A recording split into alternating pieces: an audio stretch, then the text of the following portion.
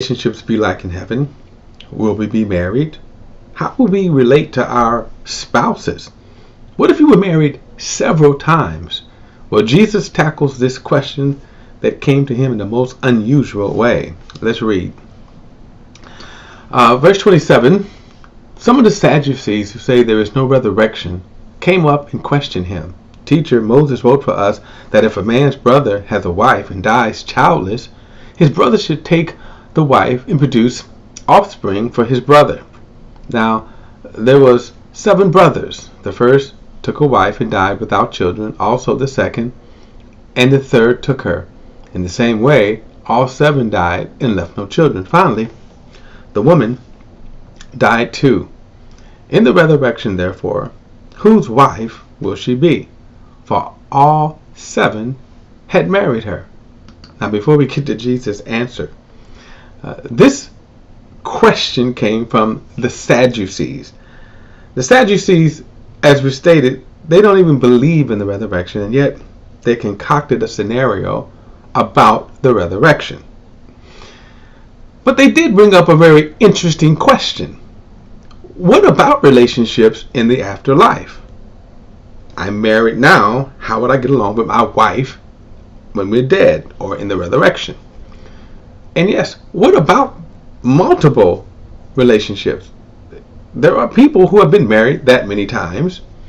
There have been people who, and let me say this, there have been people who have been married, I don't know if they've been married that many times, but there have been people who have been married multiple times because the spouse died.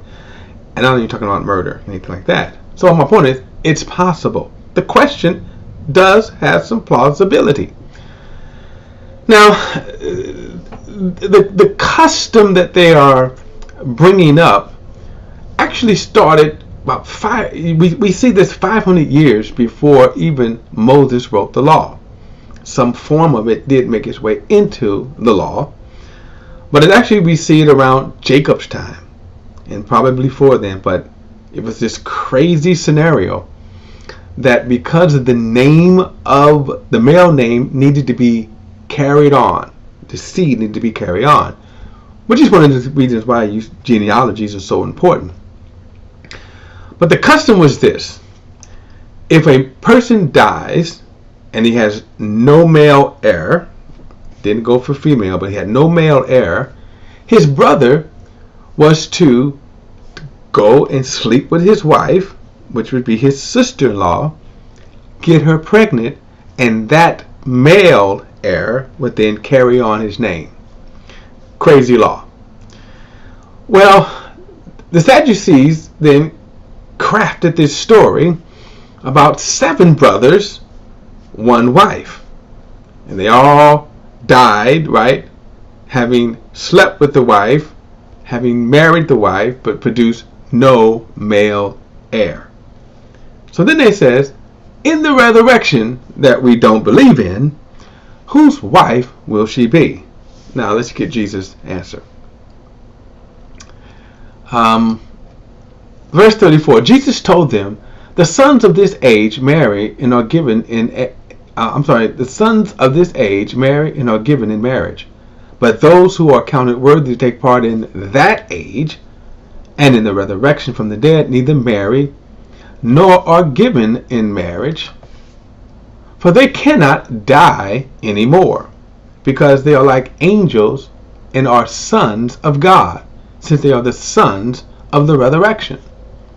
Moses even indicated in the passage about the burning bush that the dead are raised when he calls the Lord of the God of Abraham and the God of Isaac and the God of Jacob. He is not the God of the dead, but the God of the living, because all are living unto him.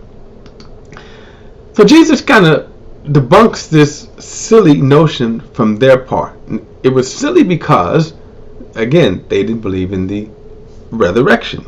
They believe, of course, when you die, you probably just dead. You just or dead. You sleep in the ground or whatever they believed. But again, the question that Jesus does again clarifies how our relationships will be. 1, we won't be married. Now you have to understand that marriage, okay, is a flesh union. And that's why the Bible tells us that the two flesh are one. Which is also why when one dies, the marriage union is dissolved, because it is only the flesh. Put it like this: the bond is in the flesh. So in heaven, there's no conflict. There's no, if you're married 4 times, 5 times, it doesn't matter, because if you're in heaven, then your marriages are dissolved by reason of death. But even more than that, you enter into a higher existence as the sons of God. And with the resurrection, the term resurrection means body stand, which means this body is going to be glorified.